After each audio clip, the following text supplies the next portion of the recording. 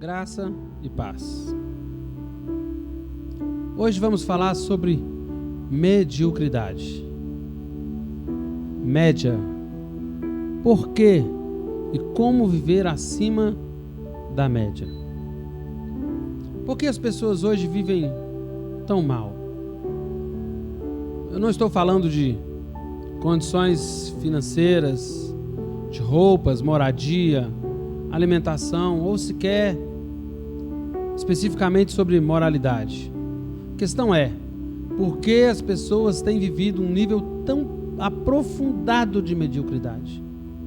Vivemos em um tempo carente de heróis. Não temos mais grandes personalidades como Martin Luther King, Gandhi ou até mesmo Billy Graham, que foram capazes de levantar multidões com seus discursos e pregações e provocar mudanças no ambiente em que estavam inseridos. Nunca se viu uma manifestação tão intensa de pão e circo da cultura romana como em nossos dias. As pessoas perderam a crença nos políticos, nos pastores, nos líderes religiosos e até mesmo em seus governantes. Os grandes ídolos são artistas ou oportunistas, culturalmente pobres, moralmente baixos, cujos interesses são puramente egoístas, que se aproveitam do ínfimo nível de exigência das pessoas para enriquecerem às custas das idiotices que produzem. O mundo está pior. Talvez você diga, mas espera um pouco. O número de pessoas com nível superior tem melhorado. Mais pessoas têm procurado estudar, fazer pós-graduação. É verdade. Mas eu pergunto, qual o motivo que tem levado as pessoas a fazer isso?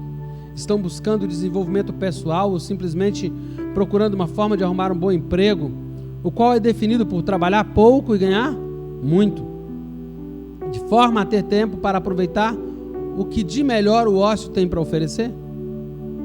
Pesquisas mostram que 84% dos trabalhadores consideram que poderiam ser melhores profissionais do que realmente são. 50% admitem que fazem no emprego apenas o mínimo para não ser demitido. Claro, não podemos generalizar, mas temos que admitir que é um percentual assustador e que tem crescido. O apelo do mundo é para a estagnação mental. Aqueles que controlam o dinheiro e a sociedade não têm interesse no desenvolvimento das pessoas. Mas, acima de tudo, existe uma mente maligna que tem difundido o torpor pela humanidade. Não é interesse do mal que a capacidade mental das pessoas se desenvolva, mas que seja atrofiada e diminuída. Cristo nos falou sobre o tipo de vida que gostaria que tivéssemos. Em João 10:10, ele diz que veio para que tivéssemos vida, mas não qualquer vida. Vida em abundância. Vida plena, vida de sucesso, vida realizada, vida de crescimento, vida de desenvolvimento, vida com propósito definido. Mas nem tudo está perdido. Existe saída para a mediocridade. Existe salvação para as nossas mentes. Essa é a boa notícia. Temos que travar 3 batalhas especiais para que sejamos vitoriosos sobre a mediocridade e ter uma vida de excelência. A primeira é a batalha da mente. Romanos 12:2. A mente tem sido o principal alvo de Satanás nessa luta pela degradação humana. E infelizmente ele tem tido êxito nessa tarefa. Tudo aquilo que você colocar em sua mente colabora para o seu crescimento ou para o entorpecimento. Não apenas na esfera religiosa, mas em todos os âmbitos da vida. Um dos grandes vilões da sociedade é a mídia, que tem desestimulado o pensamento e enfraquecido a atividade mental. É deplorável como coisas tão fúteis tenham tantos seguidores e alcancem tanta audiência e gere tanta renda.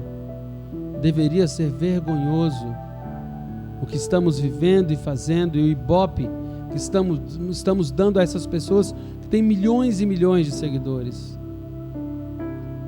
Sabe, muitas vezes nós nos assentamos a frente de um aparelho de mídia e não entendemos que os nossos cérebros têm sido diluídos na areia movediça da mediocridade.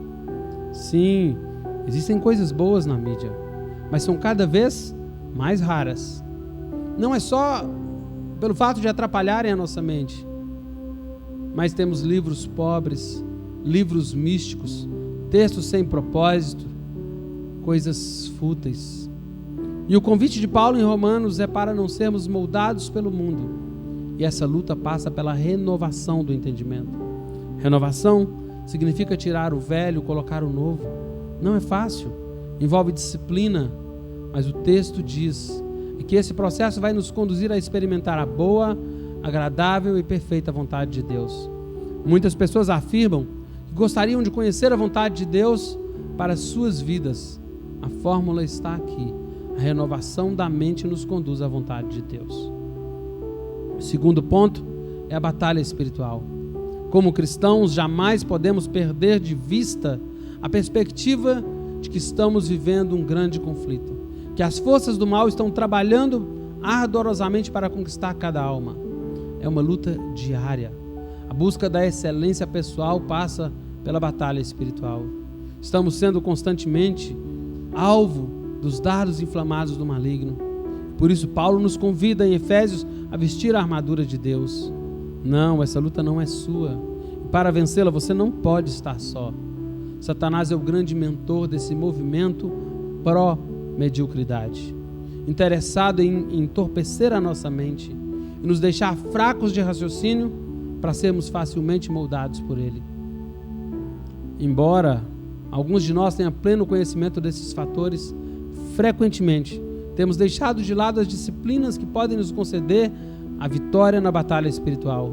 As pessoas reclamam que não recebem respostas de Deus, mas quanto tempo passamos em oração, em estudo das Escrituras? E com esse tempo, com essa dedicação à oração às Escrituras, achamos que estamos vivendo plena comunhão com Deus? Sabe, muitos sequer estão em uma comunidade de fé e quando fazem como cumprindo um requisito, uma forma de aplacar a consciência e achar que estão agradando a Deus. Isso não é vida espiritual. A menos que decidamos parar de nos enganar e levar a sério nosso relacionamento com Deus, vamos continuar na superfície do cristianismo, na futilidade espiritual, ficando com Deus ao invés de ter com Ele um relacionamento real e duradouro. Já passou da hora de encararmos Deus de frente, de expor nossas fraquezas, imperfeições e pecados e rogar a Ele um tempo de transformação. O momento histórico exige que se passe tempo de qualidade com Deus em oração e com Sua palavra, para que possamos ter sabedoria e discernimento e coragem para expor aquilo que acreditamos. A batalha espiritual é vencida no encontro diário, naquela sala de audiência com Deus, onde nossa mediocridade é exposta e a excelência de Deus nos é oferecida. Quando isso acontecer, teremos vida em Deus. O terceiro ponto é a batalha da vontade. É possível que você já tenha lido, escutado sobre isso outras vezes. Pode ser que tenha refletido, sentido uma vontade de sair do lugar onde está e crescer em todos os âmbitos de sua vida. Mas talvez isso não tenha durado muito, pois logo você percebeu que existem obstáculos para se ter uma vida plena e abundante. Como a história do mito da caverna de Platão, quando descobrimos a excelência, em contraste com a mediocridade, passamos a falar com os outros, tentamos contagiá-los com nossa euforia, mas logo percebemos que a maioria das pessoas está fixa em sua zona de conforto e que ao invés de inflamá-las, elas que procuram jogar um balde de água fria em você. Pior de tudo é que parece que esses apóstolos da vida morta, esses mortos-vivos, têm uma vida mais feliz, são satisfeitos naquilo que têm. E logo você desiste de tudo e junta-se a eles.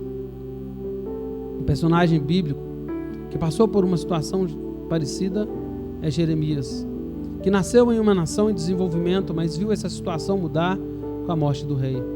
As pessoas se afastaram do ideal de vida divino estagnaram-se e se amoldaram-se ao estilo de vida dos pagãos. Jeremias tentou abrir-se os olhos, tentou desenvolvê-las, tentou despertá-las de seu sono letal, mas foi um trabalho em vão. Então ele desistiu e foi reclamar com Deus sobre o que estava acontecendo. E o mais surpreendente não é a reclamação de Jeremias, mas a resposta de Deus. Em 12:15, essa história é contada. E se você esperava que Deus ia consolar Jeremias, ia passar a mão na sua cabeça, não é isso que acontece. As palavras de Deus são duras, são diretas e precisas. O que Deus está dizendo para Jeremias é que a resistência dele e que ele estava enfrentando era apenas o começo. Deus estava dizendo: é isso mesmo, Jeremias, a vida é difícil. Agora você vai desistir diante do primeiro obstáculo? Vai bater em retirada quando descobrir que há muito mais que viver do que ter 3 refeições diárias e um lugar confortável para dormir à noite? Vai se esconder em casa para não enfrentar a multidão? Que você vai escolher, uma vida medrosa ou corajosa? Eu te chamei para dar o melhor, para viver em busca da excelência e não para ser um parasita. Não quero que você seja alguém que simplesmente trabalhe 8 horas por dia e corra para casa para aproveitar todos os programas de televisão e se deliciar com a pobreza mental e espiritual. Essa, sem dúvida, é uma vida fácil, mas não significa a melhor vida, não é a vida do propósito. Se você já está cansado com essas pessoas, como vai enfrentar os cavalos? Como vai sobreviver às provas realmente difíceis? Jeremias ficou meio assustado, mas ao ser confrontado por Deus, decidiu o melhor.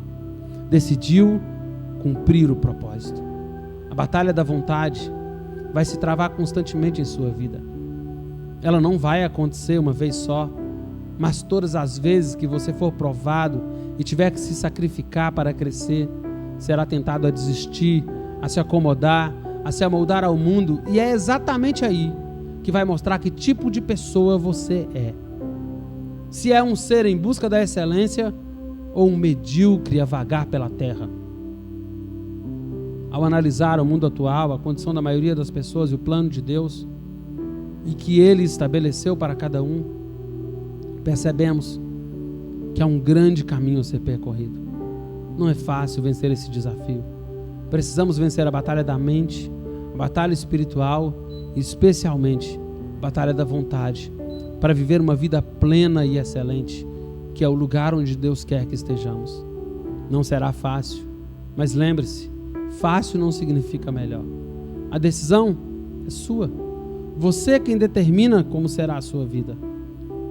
O apelo de hoje é para que você não se amolde ao mundo, não ceda à mediocridade, mas viva a vida plena de poder em Deus, em Cristo e pelo seu poder. Uma vida com propósito é uma vida longe, anos-luz de distância da mediocridade. Deus te abençoe com uma vida, com uma história e com uma mente de propósito. Deus te abençoe em nome de Jesus.